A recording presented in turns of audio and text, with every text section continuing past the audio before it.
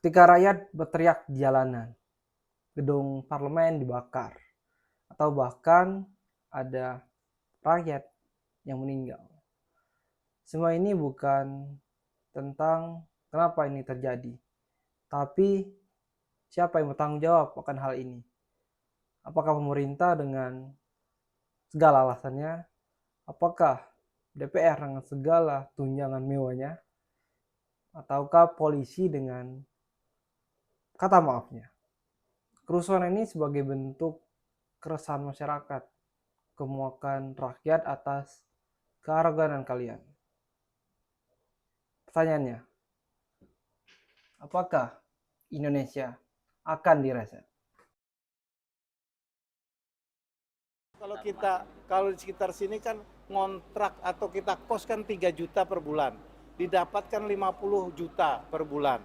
Kalau kita 3 juta kita kalikan 26 hari kerja berarti 78 juta per bulan. Padahal yang didapat cuma sekitar 50 juta per bulan. Nah, jadi mereka masih nombok lagi. Nanti kita pikirkan kalau memang masih dikira itu 50 juta terlalu besar, nah, teman-teman kita himbau cari kos-kosan kira-kira yang 1 jutaan lah begitu. Mungkin yang kamar mandi di luar. Semua ini terjadi karena satu kabar. Tunjangan rumah DPR 50 juta.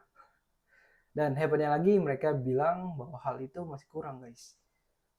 Nyewa rumah itu 50 juta emang dapat apa katanya. Kalau misal masih besaran, bisalah nyewa kamar yang ada kamar mandi di luar.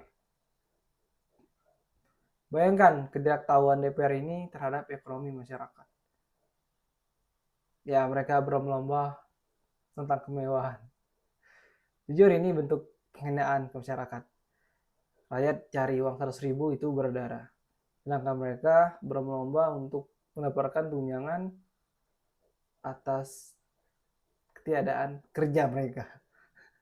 Dan ketika protes, mereka marah mentol-tolkan masyarakat yang memilih mereka. Catat nih, orang yang cuman mental bilang bubarin DPR, itulah orang tol sedunia. Namanya Dewan Rakyat, guys. Karena kita nggak punya waktu untuk menyuarakan keinginan kita menyewa mereka untuk berbicara di parlemen, untuk menyuarakan apa yang kita mau. Dan ketika kita bilang bahwa hal itu bukan sesuatu yang gua mau, dan ketika kita protes itu mereka malah mentol-tolkan masyarakat. Ya, tentu marah dong masyarakat atas kearoganan mereka ini. Ya, inilah hasilnya, guys. Kekacauan, kemuakan masyarakat. Tentu yang harus disalahkan ya kearoganan kalian itu. Mungkin para politisi ini nggak bereputasi, guys. Mereka bakal dikritik, diprotes sebesar ini, yang berakibat ke mereka sendiri tentunya. Dulu masyarakat cuma modal baca doang di sosial media, di Twitter, Facebook, TikTok, mereka baca doang. Mungkin aja para politisi, para pejabat ini nggak bereputasi, mereka akan diprotes sebesar ini mungkin. Gedung DPR di Makassar dan NTT dibakar.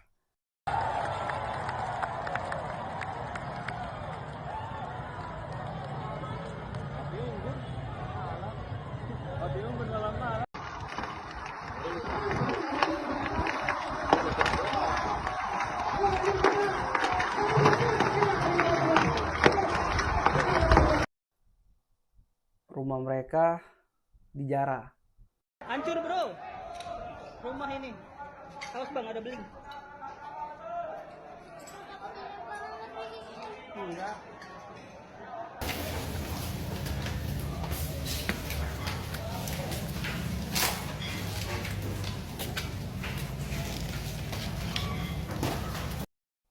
Respon perlakuan kalian yang joget-joget di depan masyarakat dan ngomong yang tidak pantas tentunya. Ya, yang mendapatkan akibatnya ya kalian sendiri tentunya. Kalau ada yang bilang bahwa protes ini adalah intervensi asing ataupun ada kelompok-kelompok yang ingin melakukan keuntungan atas dasar ini, gue nggak tahu akan hal itu. Tapi bisa gue pastikan bahwa protes ini salah satu penyebabnya adalah ketidakbecausan kalian dalam menuntaskan masalah-masalah di masyarakat. Bukan malah menuntaskan, kalian malah menambah masalah.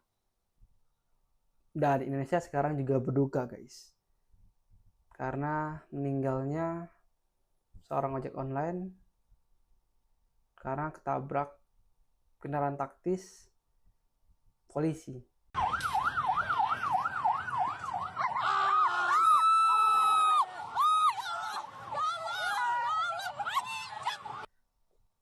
Afwan Kurniawan, seorang ojek online yang katanya nggak ikut demo, sedang menyeberang untuk mengantarkan makanan dan ternyata ditabrak oleh kendaraan taktis polisi dan dia meninggal. Ya, ini bentuk kesedihan masyarakat bahwa ketika demo yang terjadi, ketika kerusuhan terjadi, yang kena terlebih dahulu yaitu masyarakat.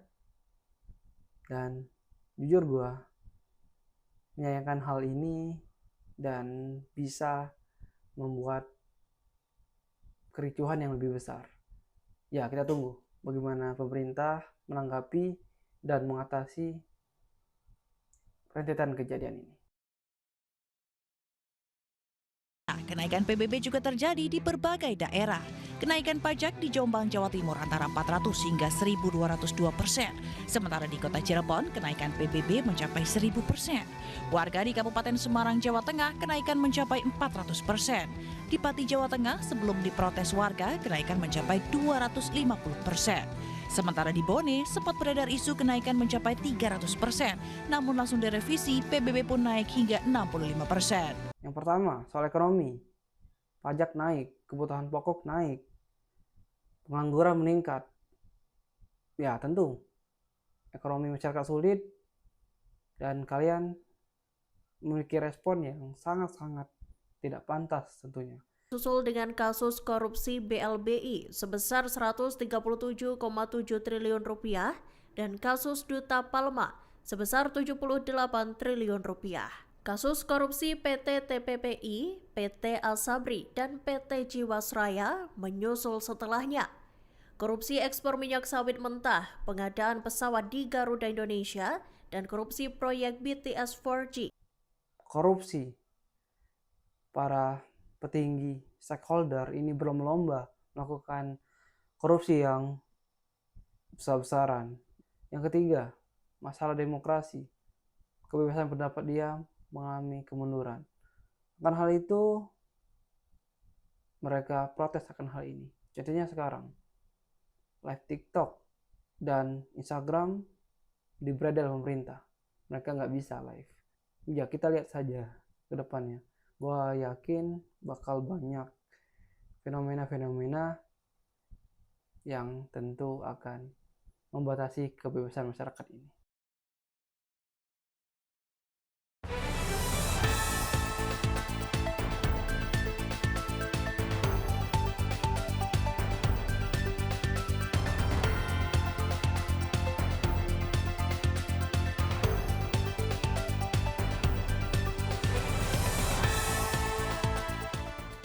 Peristiwa ini memaksa kita untuk kembali di tahun 1998. Gelombang protes yang sangat besar di masyarakat menampilkan wajah baru dengan perubahan yang nyata di masyarakat. Perubahan itu menampilkan Orba dengan kearoganan mereka dan memaksa mereka untuk turun. Apakah sekarang tentunya ada sinyal yang sebagian orang bilang bahwa ini reformasi jilid 2. Jujur gue nggak mau tragedi 1998 ini terulang karena kerusakan pada tahun-tahun tersebut masih dirasakan sampai sekarang. Tapi gue mau Indonesia yang lebih baik lagi dan lebih bersih. Dalam situasi ini, kita semua berharap tidak ada lagi korban jiwa. Kekerasan bukan solusi. Untuk para demonstran, lakukan aspirasi dengan jalan damai. Kepada polisi, ayomilah masyarakatmu. Dan kepada pemerintah, dengarkan teriakan yang berada di jalanan. Semoga fenomena ini membuat Indonesia lebih baik dan bukan malah mengalami kekacauan. Gua Aldi, terima kasih.